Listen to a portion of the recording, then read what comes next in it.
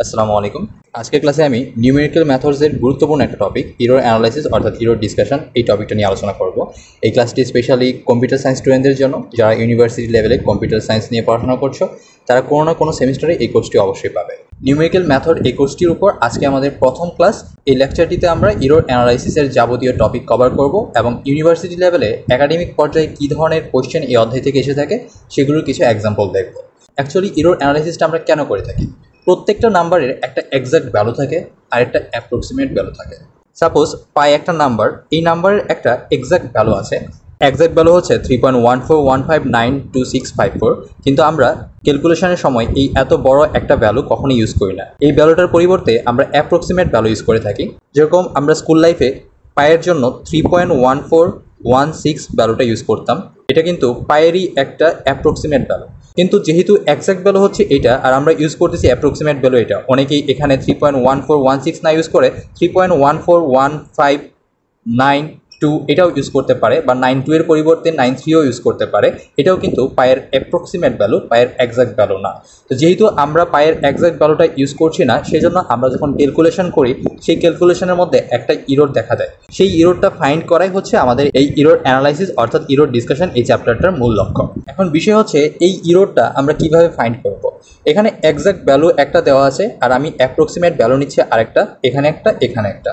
তো এই অ্যাপ্রক্সিমেট ভ্যালুগুলো যদি এই এক্সাক্ট ভ্যালু থেকে আমরা মাইনাস করে দেই, তারপর আমি যেই মানটা পাবো সেটাই হচ্ছে মূলত আমার ইরর। অর্থাৎ এখানে যে সংখ্যাটা আছে সেই সংখ্যা থেকে যদি আমি এই সংখ্যাটা বাদ দিই, তাহলে আমার থাকতেছে 0.000000654। আমি যখন পায়ের এই ভ্যালুটার পরিবর্তে এই ভ্যালুটা ইউজ করি, তখন আমার ক্যালকুলেশনে যে ইররটা থাকে সেই ইররটা হচ্ছে এতটুকু, অর্থাৎ 0. এই ইররটা আমি ফাইন্ড করতে পারছি। ইরর অ্যানালাইসিসে আমরা 5 ধরনের ইরর দেখতে পারি। একটা হচ্ছে অ্যাবসলিউট ইরর, তারপর relative error, percentage error, fraction error এবং রাউন্ড অফ ইরর। ফ্র্যাকশন ইররটা আমাদের পড়ার কোনো দরকার নেই, 4 ধরনের ইরর পড়লেই হবে। তার মধ্যে একটা হচ্ছে অ্যাবসলিউট ইরর, যেটাকে ইএ দ্বারা ডিনোট করা হয়ে থাকে, আর একটা হচ্ছে রিলেটিভ ইরর, যেটাকে ইআর দ্বারা ডিনোট করা হয়ে থাকে, এবং অন্যটা হচ্ছে পার্সেন্টেজ ইরর, যেটাকে ইপি দ্বারা ডিনোট করা হয়ে থাকে।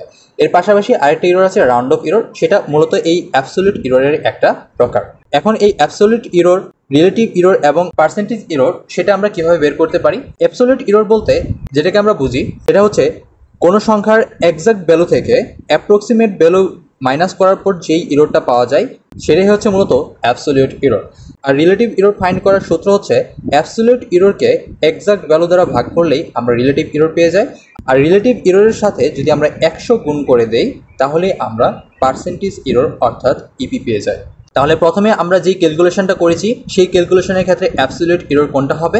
যদি আমি এই ভ্যালুটাকে অ্যাপ্রক্সিমেট ভ্যালু ধরি এবং এটাকে যদি আমি এক্সাক্ট ভ্যালু ধরি, তাহলে এদের যেই অ্যাবসলিউট ইররটা হচ্ছে সেটা হচ্ছে ই এর সমান 0.0000654। যেহেতু আমি অ্যাবসলিউট ইরর পেয়ে গেছি, সেহেতু এখান থেকে আমি রিলেটিভ ইররটাও নির্ণয় করতে পারবো। কীভাবে? কারণ আমার এক্সাক্ট ভ্যালু দেওয়া আছে এটা, এই এক্সাক্ট ভ্যালু দিয়ে আমি যদি এই ভ্যালুটাকে ভাগ করে দেই তাহলে আমি যেই ভ্যালুটা পাবো সেটাই হচ্ছে মূলত রিলেটিভ ইরর, এবং তার সাথে 100 গুণ করে দিলেই সেটা হচ্ছে পার্সেন্টেজ ইরর। তাহলে রাউন্ড অফ ইররটা কি? রাউন্ড অফ ইরর বলতে এখানে আমরা যেটা করেছিলাম 3.1416, এটাই হচ্ছে মূলত round off error. Round off ইররটা কেন হয়েছে সেটা বোঝার জন্য রাউন্ড অফ কীভাবে হয় সেটা আমাদেরকে বুঝতে হবে। রাউন্ড অফ অ্যাকচুয়ালি তুমি একটা সময় পর্যন্ত অর্থাৎ ডেসিমাল প্লেসের একটা জায়গা পর্যন্ত যাওয়ার পর সেখানে যদি তার পূর্বে কোনো সংখ্যার সাথে 1 যোগ করো তাহলে সেটা রাউন্ড অফ হয়। এখন 1 কখন যোগ করবে? যখন দশমিকের পর তুমি কোনো সংখ্যার সাথে 1 যোগ করবে। সাপোজ আমি এই 1-এর সাথে একটা 1 যোগ করব, সেটার জন্য আমরা দেখতে হবে পরবর্তী যে সংখ্যাটা সেটা কি 5-এর সমান বা বড় কিনা। যদি 5-এর সমান বা 5 থেকে বড় হয় সেক্ষেত্রে কিন্তু আমি এই 1-এর সাথে 1 যোগ করতে পারবো। সাপোজ এটাকে যদি আমি এখন এক্সাক্ট ভ্যালু x ধরি, তাহলে এটার যে স্মল এক্সটা হবে অর্থাৎ অ্যাপ্রক্সিমেট ভ্যালু যেটা হবে সেটা তুমি 3.14 নিতে পারো, বা তুমি এখানে 1 ছিল এই 1-এর জায়গায় তুমি 1ও নিতে পারো, 141। কিন্তু যেহেতু এখানে 5 আছে সেহেতু এই সংখ্যাটা কি 5-এর সমান বা 5 থেকে বড় হতে পারে। যেহেতু 5-এর সমান আছে সেজন্য আমি এই 1-এর সাথে কি করতে পারবো? একটা 1 যোগ করতে পারবো, সেহেতু এখানে 2 হয়ে গেছে। এটাই হচ্ছে আমাদের মূলত রাউন্ড অফ ইরর। এটার রাউন্ড অফ ইরর কোনটা? এটাও কিন্তু একটা অ্যাপ্রক্সিমেট ভ্যালু, যেটাকে আমরা স্মল এক্স দ্বারা প্রকাশ করে থাকি। তো রাউন্ড অফ ইরর আমরা বুঝতে পারলাম, অ্যাবসলিউট ইরর বুঝতে পারলাম, রিলেটিভ ইরর বুঝতে পারলাম। এখন রাউন্ড অফ ইররের ক্ষেত্রে এক্সাক্ট ভ্যালু বের করার সূত্র কিন্তু আলাদা। সেই সূত্রটা হচ্ছে মূলত ইএ ইকুয়াল টু হাফ 10⁻⁻n। এই n এর ভ্যালু কি? এই nটা ক্যাপিটাল হবে বা তুমি স্মল যেটাই ধরো না কেন, এই 10⁻⁻n হচ্ছে এই রাউন্ড অফ ইররের ক্ষেত্রে অ্যাবসলিউট ইরর বের করার সূত্র। এখানে পায়ের অ্যাপ্রক্সিমেট ভ্যালু যেহেতু 3.142 এইটা, তো এইটার জন্য আমি যদি অ্যাবসলিউট ইরর তৈরি করি তাহলে এই সূত্র ইউজ করতে হবে, কারণ এখানে কিন্তু আমার এক্সাক্ট ভ্যালু দেওয়া নেই। এক্সাক্ট ভ্যালু যদি না দেওয়া থাকে এবং একটা সংখ্যা যদি জাস্ট এরকমভাবে দিয়ে দেওয়া থাকে, তখন কিন্তু আমি অ্যাবসলিউট ইরর বের করার জন্য এই সূত্রটা ইউজ করতে পারবো না, কারণ এই সূত্রতে আমার এক্সাক্ট ভ্যালুর প্রয়োজন আছে। এক্সাক্ট ভ্যালু থেকে অ্যাপ্রক্সিমেট ভ্যালুটা বিয়োগ করতে হয়, কিন্তু যেহেতু এখানে এক্সাক্ট ভ্যালু নাই, শুধুমাত্র একটা ভ্যালু দেওয়া আছে 3.142, তো এই ভ্যালুটার ইরর বের করার জন্য আমাকে মাস্ট এই সূত্রটাই ইউজ করতে হবে, অর্থাৎ E A equal to half into 10⁻⁻n। এখন এই n এর ভ্যালুটা কি? n এর ভ্যালুটা হচ্ছে তুমি যেই সংখ্যার ইরর ফাইন্ড করছো সেই সংখ্যার যেই ডেসিমাল প্লেসটা আছে সেই ডেসিমাল প্লেস যত পর্যন্ত n এর ভ্যালুটা তত পর্যন্ত হবে। এখানে 3.142 ডেসিমালের পর 3 ঘর আছে, সেহেতু এখানে n এর ভ্যালু হচ্ছে 3। তো এখন যদি তুমি এইখানে n এর ভ্যালু 3 বসিয়ে দাও, তাহলে হাফ ইন্টু 10⁻⁻3 ক্যালকুলেশন করার পর যেই ভ্যালুটা আসবে সেটাই হচ্ছে মূলত এই সংখ্যার জন্য অ্যাবসলিউট ইরর। তো আমরা 4 ধরনের ইরর দেখতে পেলাম: absolute error, relative error, percentage error এবং round off error. Round off error দেওয়া থাকলে সেটার থেকে কীভাবে অ্যাবসলিউট ইরর বের করতে হয় সেটার সূত্র দেখলাম। যেহেতু আমরা absolute error round off error থেকে বের করতে পারছি, সেখান থেকে আমরা সহজেই রিলেটিভ ইরর এবং পার্সেন্টেজ ইরর বের করতে পারবো, কারণ অ্যাবসলিউট ইরর এখানে চলে আসছে। এখান থেকে যেহেতু আমার রিলেটিভ ইরর বের করতে গেলেও এক্সাক্ট ভ্যালুর প্রয়োজন হবে, সেটা আমরা কীভাবে বের করব? যখন আমরা অ্যাবসলিউট ইরর বের করব, দশমিকের পর যতগুলো শূন্য থাকবে, এখানে আমরা যেই মেইন ভ্যালুটা দেওয়া আছে এখানে 3.142, এই ভ্যালুটার দশমিকের পরে তত ঘর পর্যন্ত সংখ্যাগুলো আমরা নিব। যেহেতু এখানে 3টা শূন্য আছে, সেহেতু এটার জন্য এক্সাক্ট ভ্যালু হচ্ছে 3.142, এটাই এক্সাক্ট ভ্যালু। যদি এখানে 3টা শূন্য না হয়ে 2টা শূন্য হতো, তাহলে এটার ক্ষেত্রে এক্সাক্ট ভ্যালু হতো 3.14 পর্যন্ত, কারণ দশমিকের পরে এখানে 2টা শূন্য, তার মানে এক্সাক্ট ভ্যালুটা হবে দশমিকের পরে 2টা শূন্য। যখন আমরা ম্যাথ সলভ করব তখন এটা আরও ভালো করে দেখতে পারবো। তো এখন ম্যাথ করার পূর্বে আমাদেরকে জানতে হবে সিগনিফিকেন্ট ডিজিট সম্পর্কে, কারণ ইরর অ্যানালাইসিস থেকে যে ধরনের কোশ্চেন করা হবে সেই কোশ্চেনগুলোতে অ্যাকচুয়ালি সিগনিফিকেন্ট ডিজিট বলে দেওয়া হবে। সেই সিগনিফিকেন্ট ডিজিট পর্যন্ত আমাদেরকে সংখ্যা নিয়ে তারপর ইরর অ্যানালাইসিস করতে হবে। সিগনিফিকেন্ট ডিজিট অ্যাকচুয়ালি কি? সিগনিফিকেন্ট ডিজিটের কয়েকটা কন্ডিশন আছে। প্রথম যে কন্ডিশনটা সেটা হচ্ছে সকল নন জিরো ডিজিটই হচ্ছে সিগনিফিকেন্ট ডিজিট। সাপোজ 5, 1, 2, 3, এখানে কতগুলো সিগনিফিকেন্ট ডিজিট আছে? 4টা সিগনিফিকেন্ট ডিজিট আছে। যদি আমি এখানে 5 পয়েন্ট দিতাম, 5.2, 3, 4, 6, এই জায়গাতেও কতগুলো সিগনিফিকেন্ট? 5টা সিগনিফিকেন্ট আছে, কারণ একটা হচ্ছে 5, তারপর দশমিকের পরে 4টা সিগনিফিকেন্ট ডিজিট আছে এবং সবগুলো নন জিরো সিগনিফিকেন্ট ডিজিট, সেই জন্য এখানে টোটাল সিগনিফিকেন্ট ডিজিট হচ্ছে 5টা। তারপর দ্বিতীয় যে কন্ডিশনগুলো আছে সেগুলো হচ্ছে জিরোকে নিয়ে, জিরোর পজিশন নিয়ে। জিরো যদি নন জিরো ডিজিটের মাঝখানে থাকে, zeros between non zero digit, এটার ক্ষেত্রে তারা কিন্তু সিগনিফিকেন্ট। অর্থাৎ এখানে 5.2346 ছিল, এই জায়গায় যদি আমি 2টা মুছে এই জায়গায় যদি আমি 0 দিয়ে দেই, এটাও কিন্তু সিগনিফিকেন্ট ডিজিট হবে এবং সিগনিফিকেন্ট ডিজিট কাউন্ট কত হবে?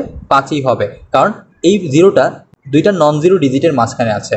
এখানে 5 ছিল, এখানে 3 ছিল, 2টা নন জিরো ডিজিট এবং মাঝখানে 0 ছিল। এই জিরোটা আমি এখানে না লিখে যদি এই জায়গায় 4 এর জায়গায় লিখি, তারপরও এই সিগনিফিকেন্ট ডিজিটটা কত থাকবে? সিগনিফিকেন্ট ডিজিট 5ই থাকবে। তার মানে zeros between non zero digit also significant.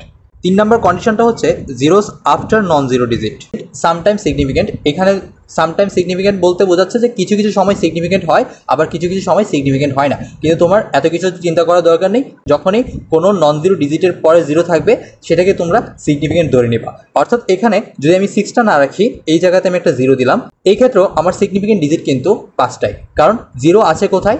Non zero ডিজিটের পরে আছে। যেহেতু নন জিরো ডিজিটের পরে আছে, সেহেতু এই 2টা জিরো হচ্ছে সিগনিফিকেন্ট ডিজিট। লাস্ট যে কন্ডিশনটা হচ্ছে সেটা হচ্ছে zeros before non zero digit are not significant. এই যে লাস্ট যে কন্ডিশনটা বললাম, সেই কন্ডিশনটা যদি তুমি মনে রাখো তাহলে তুমি বুঝতে পারবা যে অ্যাকচুয়ালি সিগনিফিকেন্ট ডিজিট কারা। কারণ এই কন্ডিশনটাই হচ্ছে অনলি নেগেটিভ। যখন কোনো নন জিরো ডিজিটের পূর্বে 0 থাকবে তখন সেটা কখনোই কি সিগনিফিকেন্ট হবে না। অর্থাৎ আমি যদি এখানে 0.0063 লিখি, তো সেই ক্ষেত্রে আমার সিগনিফিকেন্ট ডিজিট কিন্তু জাস্ট 2টা, কারণ কি, কারণ এখানে যে 0 দুটো আছে সেটা কিন্তু নন জিরো ডিজিটের পূর্বে আছে, তাহলে এখানে সিগনিফিকেন্ট ডিজিট হচ্ছে 2টা। কিন্তু আমি যদি সাপোজ এই 0টাকে মুছে দিয়ে এখানে 1 করে দেই, তাহলে কিন্তু এখানে আর সিগনিফিকেন্ট 2টা থাকতেছে না, কারণ এখন 0 দুইটা নন জিরো ডিজিটের মাঝখানে ব্যবহৃত হচ্ছে, সেই জন্য এই জায়গায় সিগনিফিকেন্ট ডিজিট কয়টা হবে, 5টা হচ্ছে। তো এখানে কিছু এক্সাম্পল আমি আরেকটু ক্লিয়ার করে দেই। এই 5টা এক্সাম্পলের মধ্যে কতগুলো সিগনিফিকেন্ট ডিজিট আছে? এখানে সিগনিফিকেন্ট ডিজিট হচ্ছে 4টা, কারণ 0টা আছে নন জিরো ডিজিট 2 এবং 5-এর মাঝখানে, তো এখানে সিগনিফিকেন্ট হচ্ছে 4টা। এই জায়গাতে সিগনিফিকেন্ট ডিজিট কয়টা? এই জায়গাতে সিগনিফিকেন্ট ডিজিট হচ্ছে 5টা, কারণ এই 0টা নন জিরো ডিজিটের পূর্বে আছে, সেহেতু এটা সিগনিফিকেন্ট না। তারপর এখানেও সিগনিফিকেন্ট ডিজিট হচ্ছে 5টা, একটা 0 নন জিরো ডিজিটের মাঝখানে এবং আরেকটা 0 হচ্ছে নন জিরো ডিজিটের পরবর্তীতে, অর্থাৎ পরে আসছে, আগে না। যেহেতু এখানে 4টা নন জিরো ডিজিট আগে আছে, সেহেতু এই 4টাই সিগনিফিকেন্ট না। সিগনিফিকেন্ট কয়টা? এই 8 এবং 1, অর্থাৎ 2টা সিগনিফিকেন্ট। এই ছিল আমাদের সিগনিফিকেন্ট ডিজিটের ক্যালকুলেশন। এবং আগে আমরা দেখলাম যে ইরর অ্যানালাইসিসের কীভাবে absolute error, relative error, percentage error এবং রাউন্ড অফ ইরর বের করা হয়। এখন আমরা কী ধরনের কোশ্চেন এখান থেকে এসে থাকে পরীক্ষার মধ্যে সেটা আমরা দেখব। ইরর অ্যানালাইসিস এই চ্যাপ্টার থেকে সবথেকে গুরুত্বপূর্ণ যে কোশ্চেনটা এসে থাকে সেটার টাইপ হচ্ছে এটা।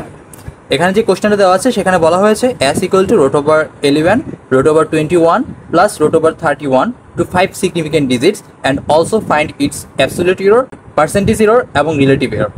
এখানে কি বোঝানো হয়েছে? এই যে সামটা আছে সেই সামটাকে আমাকে 5 সিগনিফিকেন্ট ডিজিট পর্যন্ত নির্ণয় করতে হবে। তো 5 সিগনিফিকেন্ট ডিজিট পর্যন্ত নির্ণয় করার জন্য এটার কি করতে হবে? √11 এটা 5 সিগনিফিকেন্ট পর্যন্ত নিতে হবে, √21 এটাও 5 সিগনিফিকেন্ট পর্যন্ত নিতে হবে এবং √31 এটাও 5 সিগনিফিকেন্ট পর্যন্ত নিয়ে তারপর প্লাস করতে হবে। তো √11 জন্য আমার যেই 5 সিগনিফিকেন্ট ভ্যালুটা আছে সেটা আমরা কীভাবে বের করবো? ক্যালকুলেটরের মাধ্যমে বের করবো। √11কে যখন আমরা ক্যালকুলেটর ইউজ করি তখন এমন একটা ভ্যালু আসে, কিন্তু আমাদেরকে বলা হয়েছে 5 সিগনিফিকেন্ট পর্যন্ত নেওয়ার জন্য। তো আমরা দেখব এই √11 জন্য 5 সিগনিফিকেন্ট ডিজিট কত পর্যন্ত। এখান থেকে কাউন্ট হবে অবশ্যই। এখানে যদি আরেকটা 1 থাকতো বা অন্য কোনো ডিজিট থাকতো তাহলে এখান থেকে কাউন্ট করতাম। অর্থাৎ এখানে যেহেতু 3 আছে একটা ডিজিট, সেই জন্য আমরা এখান থেকে কাউন্ট করবো। এটা হচ্ছে 1, তারপর 2, তারপর 3, তারপর 4, তারপর 5, অর্থাৎ এই 6 পর্যন্ত হচ্ছে আমাদের 5 সিগনিফিকেন্ট ডিজিট।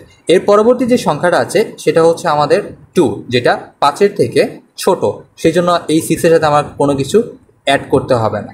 অর্থাৎ এখানে আমার রাউন্ড অফ ইরর করার কোনো দরকার নেই, রাউন্ড অফ করার কোনো প্রয়োজনই নেই। তো আমি √11 এই ভ্যালুটা রাখলাম, যেটা হচ্ছে আমাদের 5 সিগনিফিকেন্ট পর্যন্ত। সেমভাবে √21 জন্য আমাকে একটা 5 সিগনিফিকেন্ট ভ্যালু নিতে হবে। তো √21টাকে যদি আমরা ক্যালকুলেটরে বসাই তাহলে আমরা যে ভ্যালুটা পাই সেটা হচ্ছে, তো এটারও আমাদের 5 সিগনিফিকেন্ট পর্যন্ত ভ্যালু নিতে হবে। তো 5 সিগনিফিকেন্ট পর্যন্ত ভ্যালু নিতে হলে এখান থেকে আমরা কাউন্ট করবো 1টা 2টা 3টা 4টা 5টা, অর্থাৎ এই 5 পর্যন্ত হচ্ছে আমাদের 5 সিগনিফিকেন্ট ডিজিট। এর পরবর্তী যে সংখ্যাটা আছে সেই সংখ্যাটা হচ্ছে 7, যেটা 5 থেকে বড়। যেহেতু 5 থেকে বড় সেহেতু আমরা চাইলে এই 5-এর সাথে 1 যোগ করে রাউন্ড অফ করে নিতে পারি। অর্থাৎ এখানে যে 5 ছিল সেটাকে আমরা চাইলে 6 করে নিতে পারি, আবার তুমি চাইলে 5ও রাখতে পারো। তো এখানে রাউন্ড অফ করা বা না করা এটা কোনো ফ্যাক্ট না। এর কারণ হচ্ছে তুমি করতেছো ইরর অ্যানালাইসিস। তুমি যদি এখানে রাউন্ড অফ করো তারপরও একটা ইরর থাকবে, আবার যদি রাউন্ড অফ নাও করো তারপরও ইররটা থাকবে, কারণ তুমি একুরেট √21 ভ্যালুটা পাচ্ছ না। সেই জন্য তুমি রাউন্ড অফ করলে যে কথা, না করলে একই কথা। তো আমি এখানে রাউন্ড অফ করে নিলাম, তোমরা চাইলে রাউন্ড অফ নাও করতে পারো, এখানে 25ও রাখতে পারো। তারপর যে √31 আছে সেই √31টাও তোমরা সেমভাবে ক্যালকুলেটরে ইউজ করে ভ্যালুটা বসিয়ে নিও। যেহেতু এর পরবর্তীতে একটা 6 ছিল সেহেতু আমি এই 6টা না রেখে এই 7-এর জায়গায় 8 করে দিলাম রাউন্ড অফ করে। তো আমরা 3টা ভ্যালু পেয়ে গেছি। √11 জন্য 5 সিগনিফিকেন্ট ভ্যালু পেয়ে গেছি, √21 জন্য 5 সিগনিফিকেন্ট ভ্যালু পেলাম এবং √31 জন্য 5 সিগনিফিকেন্ট ভ্যালু পেয়েছে। এখন আমাদের কি বের করতে হবে? এস বের করতে হবে, অর্থাৎ সামেশন বের করতে হবে। তো সামের ক্ষেত্রে আবার তোমরা √11 বা √21 যেটা আছে সেটার ক্যালকুলেটরের ভ্যালু বসিও না, তাহলে কিন্তু ক্যালকুলেশন ভুল হবে। তুমি এখানে যে 5 সিগনিফিকেন্ট ভ্যালু নিয়েছো, এখানে যে 5 সিগনিফিকেন্ট এবং এখানে যে 5 সিগনিফিকেন্ট ভ্যালু নিয়েছো, শুধুমাত্র এই 3টা ভ্যালুরই এখানে প্লাস করবা। এই 3টা ভ্যালু যোগ করার পর আমরা যে ভ্যালুটা পাচ্ছি সেটা হচ্ছে 13.467 এখন তুমি চাইলে এই 0টা নাও রাখতে পারো, আবার এখানে রেখেও দিতে পারো, এটা সম্পূর্ণ তোমার নিজের ইচ্ছা। তো আমরা সামেশন পেয়ে গেছি। এখন আমাদের কি দরকার? অ্যাবসলিউট ইরর দরকার, পার্সেন্টেজ ইরর দরকার এবং রিলেটিভ ইরর দরকার। কি বলেছিল আমাদের প্রথমে? বলেছিল এস যে ভ্যালুটা আছে সেটা কি 5 সিগনিফিকেন্ট ডিজিট পর্যন্ত কারেক্ট। তো আমরা সামেশন পেয়ে গেছি। এখন আমাদের কি দরকার? অ্যাবসলিউট ইরর দরকার। তো আমরা জানি যে অ্যাবসলিউট ইররের ক্ষেত্রে যদি একটা ভ্যালু দেওয়া থাকে তাহলে আমাদের অ্যাবসলিউট ইরর বের করতে হয় কি সূত্র দিয়ে? ইয়ে ইকুয়াল টু হাফ 10⁻⁻n। এখন তোমরা বলতে পারো যে এখানে তো একটা ভ্যালু না, তিনটা ভ্যালু দেওয়া আছে। তিনটা ভ্যালু তো দেওয়া আছে, কিন্তু তিনটা ভ্যালুর কম্বাইন্ড ভ্যালু কি শুধু s না? সুতরাং এখানে আমাদের শুধুমাত্র একটা ভ্যালু দেওয়া আছে, সেটা হচ্ছে অ্যাপ্রক্সিমেট ভ্যালু, অর্থাৎ x দেওয়া আছে। আমাদের কিন্তু এই সামের যে এক্সাক্ট ভ্যালু সেটা কিন্তু দেওয়া নেই। সেজন্য এখানে অ্যাবসলিউট এররের যে সূত্রটা ইউজ করতে হবে সেটা হচ্ছে ইয়ে equal to half into 10⁻⁻n। এখন এই 10⁻⁻n এতটুকু করলে কি আমার হয়ে যাবে? অবশ্যই না। আমাদের এখানে কয়টা সংখ্যা ছিল? তিনটা সংখ্যা ছিল। তিনটা সংখ্যা কী কী ছিল? √11, √21, √31। তো এই তিনটা সংখ্যার জন্য আমাদেরকে ইরর বের করতে হবে, কারণ এখানে আমি 5 সিগনিফিকেন্ট পর্যন্ত নিছি, এক্সাক্ট ভ্যালু নেই নাই। এখানে আমি রাউন্ড অফ করে 5 সিগনিফিকেন্ট পর্যন্ত নিছি, এখানেও আমি এক্সাক্ট ভ্যালু নেই নাই, এখানেও সেম কাজ করেছে। সুতরাং প্রত্যেকটা সংখ্যার ক্ষেত্রে আমার ইরর আছে, সেই ইরোরটা তো আমাকে বের করতে হবে। সেই ইরোরটা বের করার জন্য এখানে যতগুলো সংখ্যা আছে সবগুলো সংখ্যার জন্য আমার এই হাফ ইন্টু 10⁻⁻n দরকার পড়বে। তো এখানে তিনটা সংখ্যা ছিল, তাহলে আমি হাফ ইন্টু 10⁻⁻n নিলাম, তারপর আবার আমি হাফ ইন্টু 10⁻⁻n নিচ্ছি, প্লাস হাফ ইন্টু 10⁻⁻n নিচ্ছে। এখন এই n এর ভ্যালুটা কি হবে সেটা হচ্ছে আমাদের বিষয়। যেহেতু এখানে বলেই দিয়েছে 5 সিগনিফিকেন্ট, আর আমরা এখানে প্রত্যেকটারই 5 সিগনিফিকেন্ট পর্যন্ত নিয়ে গেছি, তাহলে ডেসিমালের পরে কতগুলো প্লেস আসছে? সবগুলোর জন্য 4টা প্লেস আসছে।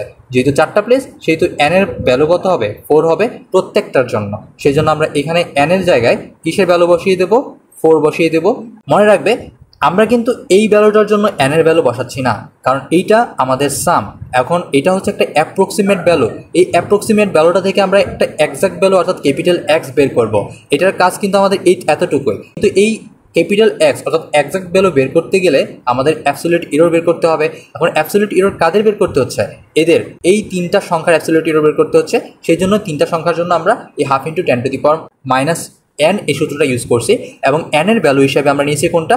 এই তিনটা সংখ্যা ডেসিমালের পর যত গড় আছে তত গড়, অর্থাৎ যত গড় রাউন্ডেড আছে সেই গড়টা। এখানে রাউন্ডেড কত গড় পর্যন্ত আছে?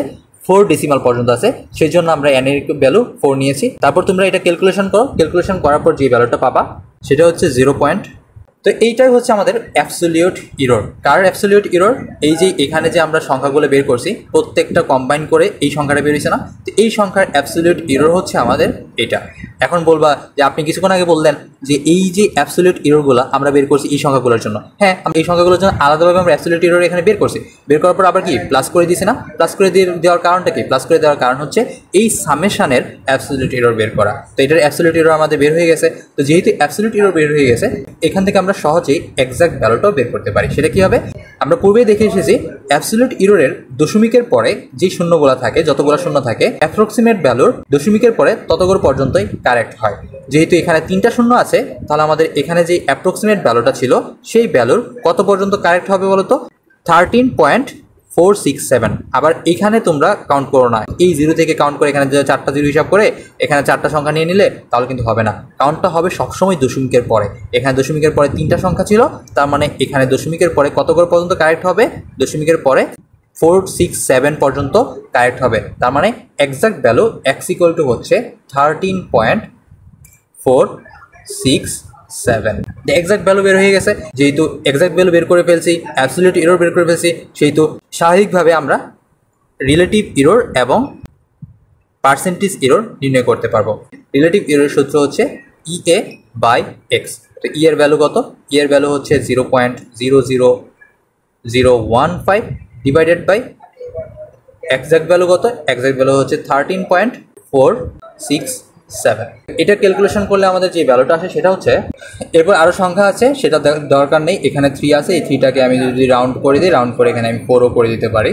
তো এটা হচ্ছে আমার অ্যাবসলিউট এরর থেকে রিলেটিভ এররটা আমরা পেয়ে গেছি। রিলেটিভ এরর ছিল এটা। এখন এই রিলেটিভ এররের সাথে যদি আমরা 100 গুণ করে দেই, 100 গুণ করে দিই কার সাথে? রিলেটিভ এররের সাথে, তাহলে আমরা কি পাবো?